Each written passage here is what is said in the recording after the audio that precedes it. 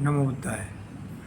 नमो तस्स भगवतो अरहतो सम्मा संबुद्धस्स।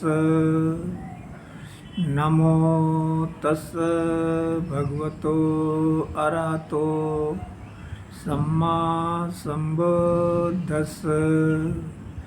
नमो तस्स भगवतो अरहतो सम्मा संबुद्धस्स। आइए मित्रों, धम्मपद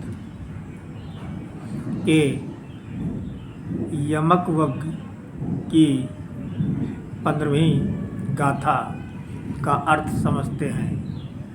15वीं गाथा इस प्रकार है। इद सोचति पेच सोचति पापकारी उभयथ सोचति यो सोचति सो विहन्नति दिस्वा कम किलिट्टमत्तनो। इध इह यहाँ इस लोक में, इस जीवन में, सोचत शोक करता है, पेच प्रेत मरने के बाद यहाँ से जाकर परलोक में, सोचत सोचता है, पापकारी पाप कर्म करने वाला, उभयत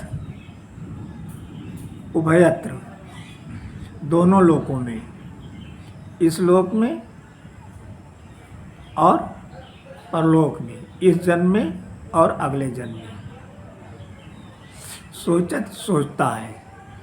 सो वो सोचत सोचता है, विहन्नति दुखी होता है, दिस्वा दृष्ट्वा देखकर, कम किलिट्ठ मत्तनो अपना मलिन कार्य देखकर।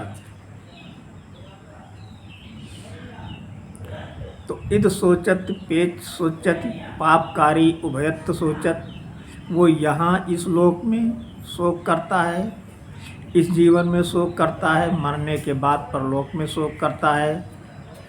पाप करने वाला प्राणी दोनों जगह, दोनों लोकों में शोक करता है।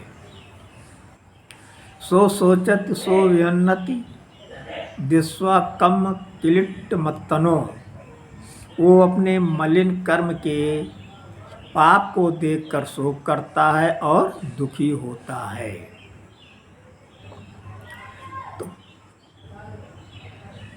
प्राणी इस लोक में भी दुख पाता है और उस लोक में भी। इसे चुंद सुकरिक की कथा से समझते हैं। चुंद सुकरिक की क्या कथा है? श्रावस्ती में चुंद सुकरिक नाम का एक कसाई 55 वर्षों से सुअरों को मारकर अपनी आजीविका कमा रहा था।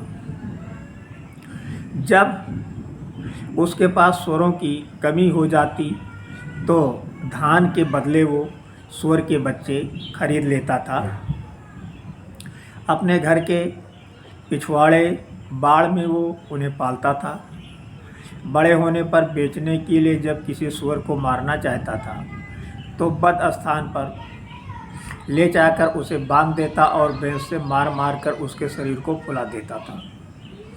इस प्रकार सुअर के शरीर का मांस गाढ़ा और मोटा हो जाता था। इसके बाद एक तेज तलवार से सुअर का सर काट देता था। खून को एक बर्तन में इकट्ठा कर लेता था। उसके मांस में खून मिलाकर उसे भूनता और फिर परिवार के साथ बैठकर खाता था। बचे हुए मांस को बाजार में बेच देता था। इस प्रकार निर्दयता से जीवन जीते हुए चुंद सुकरिक ने 55 वर्षों तक सुअरों की हत्या की। निर्दयता का सिलसिला ये था कि इन वर्षों में यद्यपि वो बौद्ध विहार के पास ही रहता था, पर कभी भी वो बौद्ध विहार नहीं गया। एक कलछुल के बराबर भी दान नहीं दिया। लगातार पाप कर्म में लीन होने के कारण वर्षों बाद उसका शरीर रोगग्रस्त हो गया। उसका जीवन नरक के समान हो गया। वो घोर संकट में जीवन जीने लगा।